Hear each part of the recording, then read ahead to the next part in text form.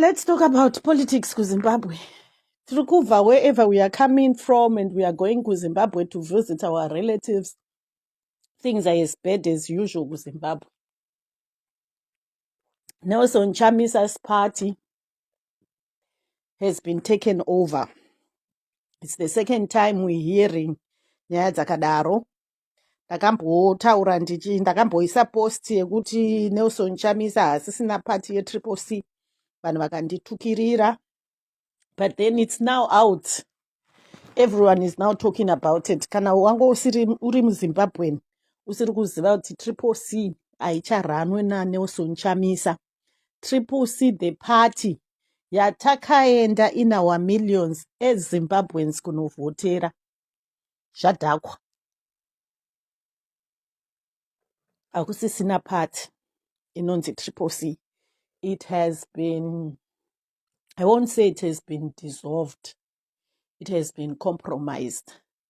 They are fighting Shabangu. Shabangu has taken over. Shabangu akutowana vanhu vari kumuvhotera under the leadership yacho yekunzi ndiye triple C.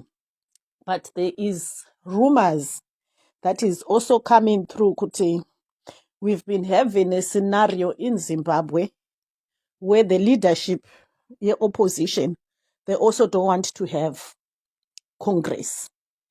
Congress is where when party people go, then they can vote for their leadership. Who do we want to represent us for the presidents? Who's going to be our chairperson as a party? I have seen a NC inozviita. I have seen ZANU-PF under vaMugabe vaizviita. Kubva vaMugabe vafa, Idi Mnangagwa haaitewo Congress. Havaite vanhu veZANU-PF havaitewo Congress. Zvichireva kuti ivo vanhu veZANU-PF vari kungoitawo sezvaiita Chamisa, kuti Chamisawo, as much as he is an opposition, ane mafaults ake aanga achiita to lead the party. And we need to accept that as Zimbabweans, kuti because Chamisa akatangawo kuita party yake, akatanga kuzviita kuti ndini nyamakwikwi, I am the kuzvirova dudundu wachizviti I am the. This is why we are seeing kuti Chamisa has been brought down to the ground. I don't know what's going to happen to Zimbabwe. I swear I don't know what's going to happen to Zimbabwean politics. But the truth on the ground is triple C yapasisina. Ini semuZimbabwean, let me first switch on my laptop. Toda kuona something. Inini semuZimbabwean, I am thinking,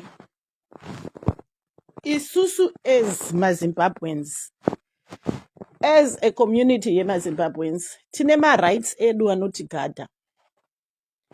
Tine kodzero yedu inotigada. We might be living in a country kusina democracy, but the world outside inoona. As much as triple C yatakanovhotera isusu, haisisiriyo triple C yavepo iko zvino. Don't we feel kuti isusu semaZimbabwean tine kodzerowo yekuinda kunotiwo government iri kutonga haina kuvhotegwa nevanhu, because we did not vote for Chabangu. So if there are MPs who are representing Chabangu under the name Re Triple C, isusu as the citizen, we have the right here kuti this is not what we voted for. Can't isusu ma citizen recall and say we don't want all the nonsense that is happening in Zimbabwe? Toda kuzvivhotera tega tisina zvekuti kwai tiri kuvhotera Nelson Chamisa kana kuti tiri kuvhotera the citizens against whatever party that is coming. Then kana tapedza kuvhota tawina, then tozotsvaka munhu watinoda kuti atilide. I'm sure no. Guys, I want someone kuti andijoinewo. Uyaitite tese kanai, uyaitite madiscussion tese yeZimbabwe. Nyaya yeZimbabwe inoafekta munhu wese, haingoafekte inini newe kana kuti vana vedu. Uyaititaurewo tese guys. nyaya yezimbabwe inoafekta vanhu vakawanda sei? Uyai titauriranewo. Uyai. Nyaya yekuzimbabwe yaNelson Chamisa inoafekta vanhu zvakawanda sei? Guys, uyai tidiscusse nyaya yeZimbabwe. This is not just about Chamisa. It's about everyone. It is about everyone. No man. This is not what I am. Tikuda kuti munhu wese ari kuZimbabwe.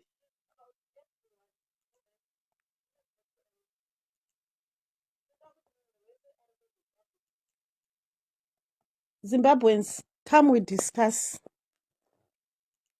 Uyai tidiscussewo kana naye. Vanhu varipiko nditegereiwo kana vanhu vanouya vachitaura nyaya dzepolitics panapa. Uyai timbotaura nyaya dzepolitics. It affects many people. Henry, it's so true. The situation in Zimbabwe is bad, guys. Right now, we went to vote in our numbers. Tichiti joni tikuvotera tiri under triple C. Can't we go as a nation tese tinotishoni? It's not even more than 3 months. Because chero shinda kubaso nopuwa probation ye 3 months. Because within the 3 months. So it's not yet more than 3 months turn of water. And there is confusion already in our country. So aren't we as citizens, tisiri affiliated to any party, in our numbers, atikwanisi kuyenda tinotishoni, this is not what was presented to us. Can't isusu as my citizens stand up for ourselves and say enough is enough? This is not what was presented to us. They never presented Chavangu to us. They had presented Uchamisa to us. As much as the elections were rigged, we do understand that we did not vote for ZANU-PF. We did not vote for Chabangu. Takanovhotera tichiti tikuvhotera Chamisa. And iko zvino, before we even start a new year, takupiwa ma confusions. And are we going to carry on like that as Zimbabweans for the next 5 years? Tichitongwa nevanhu vatisina kuvhotera. What was the purpose of the elections in the beginning? What was the purpose of the elections? Are we just going to let ZANU-PF do everything Javanoda to us? Aren't we as a nation even thinking, Kuti, how is it going to affect us? Because this is not just about Chamisa. Imagine if they can do this to Chamisa. What about Iwewe Neni, the common person on the ground? Don't we feel, Kuti, this is the time, Sema Zimbabweans, where we should cry out the loudest to the world? Even kana iyo inonzi chiko sadaki yacho iriko. Don't you feel, Kuti, this is the time as Zimbabwean citizen, usiri affiliated to any political party, where we need to come up and say, if we are crying to SADC, don't you think this is the right time SADC is going to hear us more clearly? Kuti Jeshua vana veku Zimbabwe vane problem. I personally feel this is the time. If you are a Zimbabwean and you have been having this burning desire about the change in Zimbabwe, I feel kuti this is the time yatanga takamirira kuti SADC ndaichitibetsera. Because SADC iri kunzwisisa zvinhu zviri kuitika kuZimbabwe. But SADC haingabetsere vana vasingachemi. Because mwana asingachemi anofira mubereko.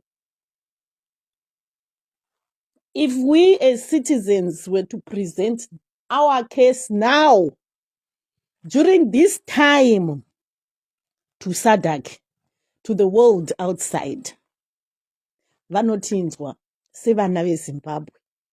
Believe me, this is the time.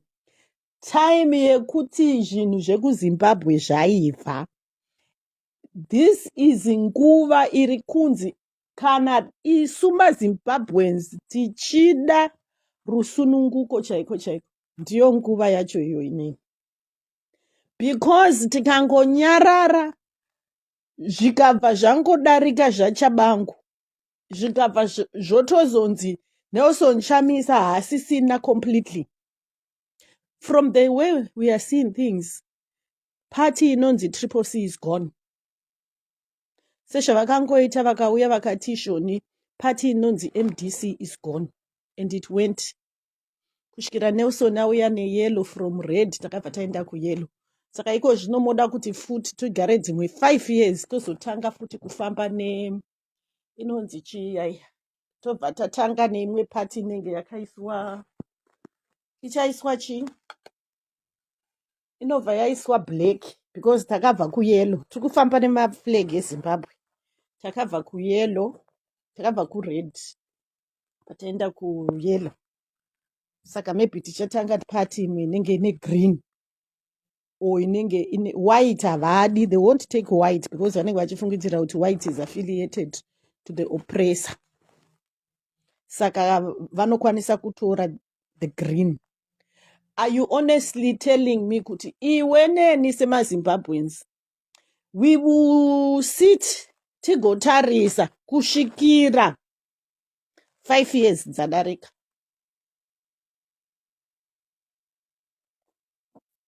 Even Nelson Chamisa, I think, is tired. Even Nelson Chamisa is, I personally feel even Nelson Chamisa has some ideas on how to overcome ZANU-PF.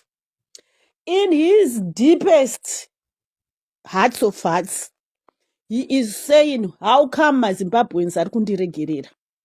Why are these people kundiregerera kudaro? So when I have tried so much, he has tried so much. Kusvika papoint yaya yekuti he has tried with every fiber in his life, every fiber in his body. He has tried. And ZANU-PF has, they've done it. They keep doing it.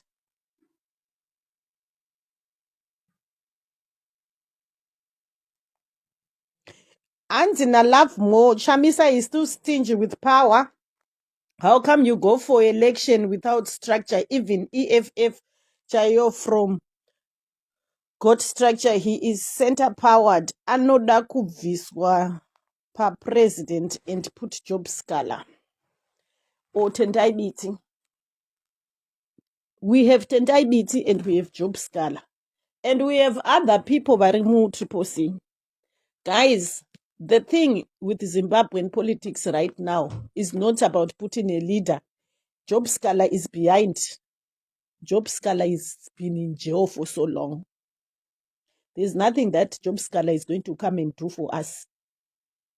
The biggest problem we have with Zimbabwean politics, we have poor men leading us in politics. Do not think kuti you can run a political power usina mari. That is a myth. A myth inotaurwa nevana kuchikoro tichiita ngano tichitamba tiri kundare. Kuti you can just wake up and start a political power usina, a political party usina mari. Kunyeperana ikoko. Hapana chatinogona kuachieva tisina a opposition party iri funded, iri fully funded muZimbabwe. Hakuna kwatinoenda. Job scholar Tendai Biti hapana zvavanokwanisa kuuya vakatiitira kuZimbabwe. This is cash talk about Zimbabwean politics. This is cash talk. The biggest problem that has been happening in Zimbabwe for the past 23 years, yatinoita political opposition parties. Inyaya yekuti political party, opposition political party dzinouya hadzina funding yemari. They are poor as the church mouse. And because ZANU-PF capture everything nemari, ZANU-PF uses money to stay in power. ZANU-PF will use money. My previous election, there were people that were even ferried from Mozambique vachiuya kuzovhota muZimbabwe. ZANU-PF will do anything. ZANU-PF will do anything because vanenge vachishandisa state money to mobilize the mob. An opposition party right now, maZimbabweans ndoda kuudza ichokwadi.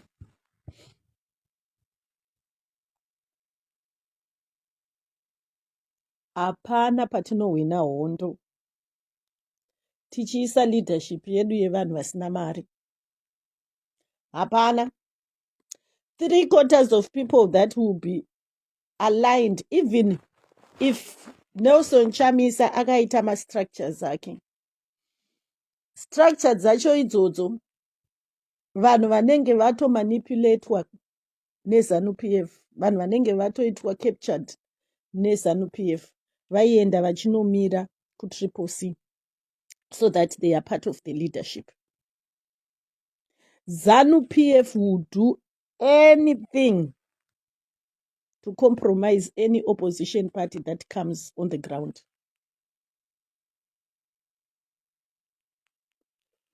Saka iwe neni semuZimbabwe munofunga kuti kuZimbabwe tichaita sei? Mbuya nehanda kufa vachitaura shuwa kuti.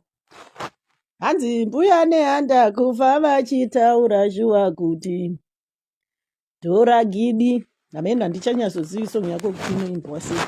But mbuya nehanda vakatotaura kuti kana zvaramba tora gidi uzvitonge.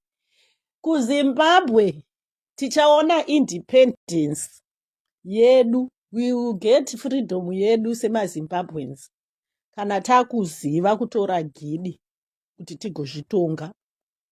As long as muri kusarudza 1 2 3 4 person on the ground muchimuti kwaye ndonotitungamira, we are still joking. Hapana zvaanoita Chamisa. Ndakakuudzai kuti chero mukatora Julius Malema, chero mukatora chaiye anonzani Obama from America kuti Obama come and represent us in the elections. Tikuda kuita ma-elections in the next 3-4 months, 6 months. Can you please come and represent the citizens of Zimbabwe? Obama will not win in Zimbabwe. Hawini. Chero muka, I don't know kuti mungatorani ndeu ameno president chaiwo wamuri kufungidzira kuti anonyasogonesesa muno munyika mese. The only person anokwanisa to liberate Zimbabwe from the state yairi is my citizens eZimbabwe. Pacha liberate Zimbabwe panenge pastorina kana leadership anenge achinzi tiri kutungamira nhingi. Ichocho ndicho chokwadi. Tichasvika papoint yekuti tega isusu semacitizens tinenge takutoganana kudai so.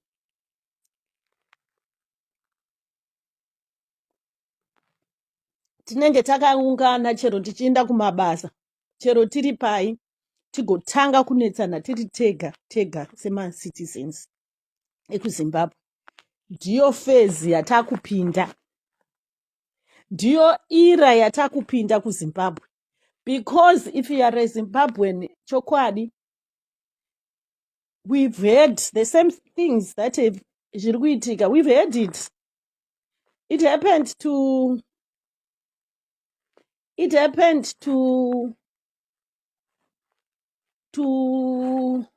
anonzani, it happened pakafa Changirai.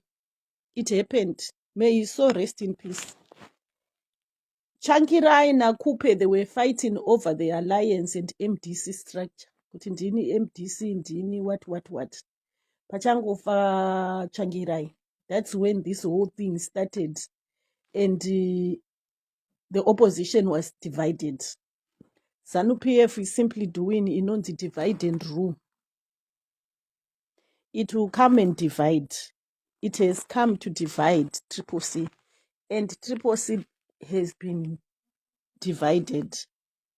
The unfortunate thing is kudivision yavanenge vaita party that Nelson Chamisa watinenge tichiti ndiye mutungamiri wedu ndiyo inosara iri the weakest. Right now, if you are a Zimbabwean, no kuti kuZimbabwe hakusisina opposition party. Triple C has been dissolved. There is no talk yekuti Nelson Chamisa is the leader of Triple C. Hakusisina Triple C. But how come so kuti the government, even in Zimbabwe, knows kuti less than 2 months, 3 months ago, the people of Zimbabwe went to vote for Triple C. And now they have dissolved Triple C. So how do they expect to rule the country for the next 5 years when the People's Party that they voted for is no more there? Maybe a quarter or 1/3 of the population in Zimbabwe yakavotera Triple C. Don't those people have the right to have their representatives in Zimbabwe as well, to represent them? Because that was the choice of the people. But do people matter in Zimbabwe? No, people don't matter. We all don't matter in Zimbabwe. The people that matter in Zimbabwe are people that are running ZANU-PF. They'll wake up in the morning, they'll have their breakfast. After vapedza kudya breakfast yavo, they'll live their lives happily. They'll keep on with their normal life. They'll keep looting. I don't know kuti mari yacho vanoda kuzoita sei nayo. Even if they say it's for their next and next and next generation, at the end of the day, they will all die and leave that money on earth. Someday, somehow, along the way, ichatodyiwawo nevamwe mari iyoyo. So at the end of the day, they are just being cruel to a generation. A generation is weak. We are a generation that is weak. We have a generation of people very, I don't know what's the right word to use to describe Zimbabwean people. We have a generation with people, I mean, maybe docile, people that are just docile. They don't care. They don't give a damn. We don't care at all. We are a nation that does not care on how we are treated. We are a nation that does not believe we deserve better in this world. We are a cursed generation that will settle for anything. That's the generation that we are. Do we blame ourselves? Sometimes I blame myself, sometimes I don't. But we have the majority of people very comfortable. And we call ourselves, we are a peaceful nation. We call ourselves Kutitiri peaceful Zimbabweans. But at the expense of what? We have sold our country in silence to a few greedy people in Zimbabwe. We have done that. At what cost? Nothing. Just for the peace of it. It's unfortunately, I think at this time, we've seen Nelson Chamisa in the past 23 years. He's been consistent in wanting to change Zimbabwe. He has been there. He's seen his dark moments, mujeni yake ye politics. And I feel even here where he is, he's like, this is too much for me. We don't know what his future plans are in politics. We don't know if he's going to come back and say, I want to carry on in the politics. But if I were him, I would also hang my boots and say, ndaneta. Because vanhu vari kuda kutungamira havadi kutungamirwa.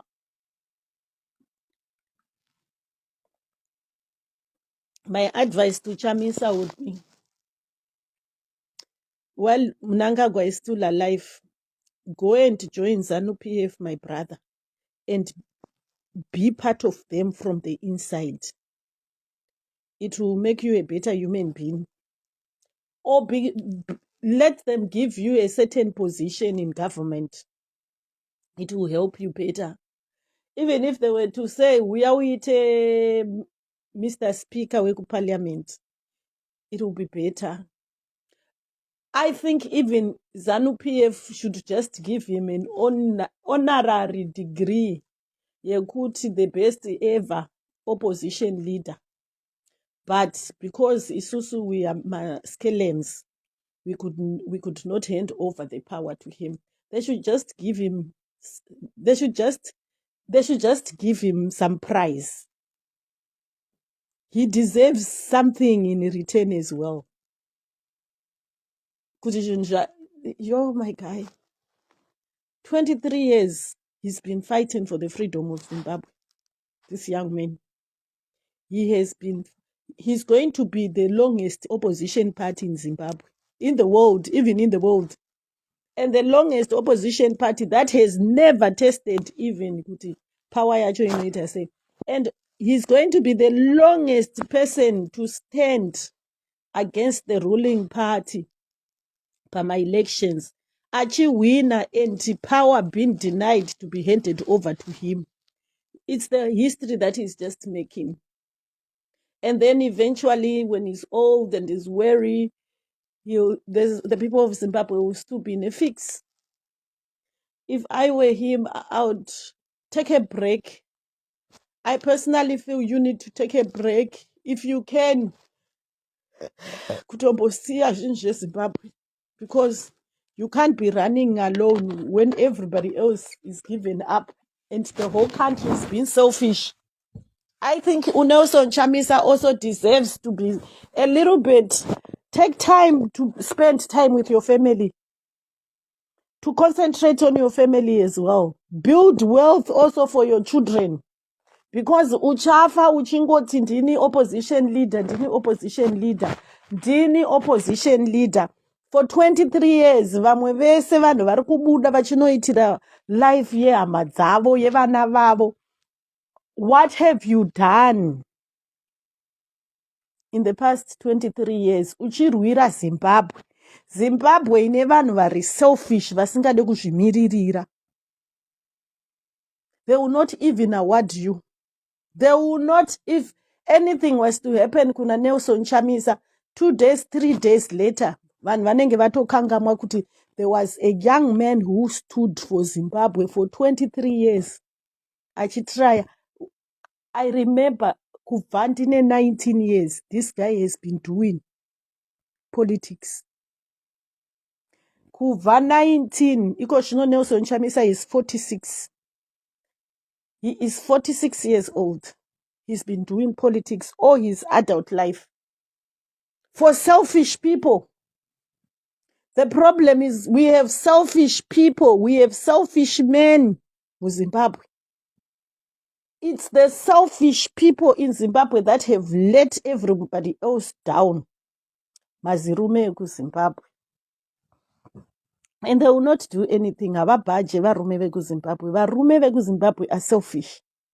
It's unfortunately munotovanzwa vari kumapeji ana mazepe, vari kumapeji kunotukana nyaya, vanenge varume veku Zimbabwe have become the useless people in the continent.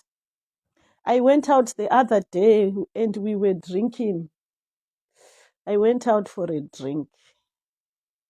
Do you know, at once upon a time, I felt so embarrassed to start even talking about Zimbabwe.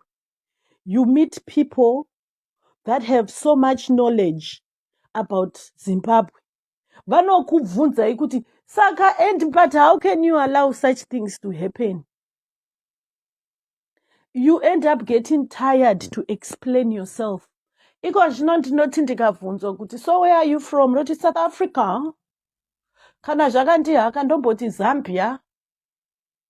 Because kana ndiri kuEurope ndiri munhu mutema, they can't even tell kuti accent yangu ndeye kuZimbabwe here kana kuti ndeye kuSouth Africa here kana kuti ndeye kupi. ndinombosarudzawo chero imwe nyika yandambofunga kuti musi iwowo ndinobva ikoko. Ndikatomboramba ndichingoti South Africa, oh, it's beautiful, you can go and visit the Table Mountain. Tinochema tichiti South Africa ine crime, South Africa ine chi. But in the region, southern region, ndo vanhu vane order vanhu ivavo. Ndo vanhu vane order chaizvo. Because you cannot be worrying about, hanzi, munenge tichiti South Africa kunourayiwa vanhu, but tese maZimbabweans ko zvinoti kugara kuSouth Africa. Kutama misha dzedu. Tese, me included, tese, we are selfish Zimbabweans. We have let the leadership here, opposition, down. We don't blame Chamisa, kuti Chamisa akaita power hungry. Chamisa, he did his part. At one time or another, he did his part. He played his role, and we let him down as a country. I don't know what the future holds for Zimbabwe. We can only watch. One day, pachaita mweya uchangosumuka, and kana mweya wasvika iwowo, I hope uchasvikawo ndichiri mupenyu, kana kuti maybe unosvikawo 10 years, 50 years, 60 years from now. Pachasvika maZimbabwean ese paachatanga kuzviti taneta, and for real taneta. Then we might see the change that we want. But for now, kuZimbabwe tichine basa. For now, all of us as Zimbabweans tine basa. I am so telling you, I am so privileged kuti between Zimbabwe and Zambia, I can choose. I can wake up and choose kuti nasi I want to be a Zambian. And I can choose to be a Zimbabwean. I'm so blessed kuti in both countries I have kumwe ndine my birthright. KuZambia ndine birthright yangu. No one can take away my birthright. That makes me a Zambian. By descent, no one can take away that right yekuti I'm a Zimbabwean by descent, because my roots are in Zimbabwe. So I'm privileged to be able to share my stories of the two countries to my children, and to be able to have an opportunity to experience the different political changes between the two countries. It's unfortunately, Zimbabwe is where it is. And as a Zimbabwean, we just pray, we watch, we shall keep watching. And as usual, let's pray for Nelson Chamisa's strength to be able to decide what he wants with his life. I don't think him carrying on politics is going to make him anything better. If anything, he went to his highest point in his political story. And I don't think anything as big as what happened in 2023 is ever going to happen to him ever again. The people of Zimbabwe have also lost the trust in him. They've lost the faith in him. We had given him, all our hopes were on him to say he's going to change. He's going to bring the so desired change that we want to see to Zimbabwe. And then when we see things happening the way they're happening, him being thrown around like what is happening right now on the ground, I know a lot of Zimbabweans are feeling kuti we've been let down. But do we blame him? No. Do we even understand? No, we will never get to understand. But it's an unfortunate thing. ICCC has completely been dissolved. Thank you, guys. I love you so much. And have a blessed weekend. If you are in South Africa, enjoy your long holiday. I love you always. Bye.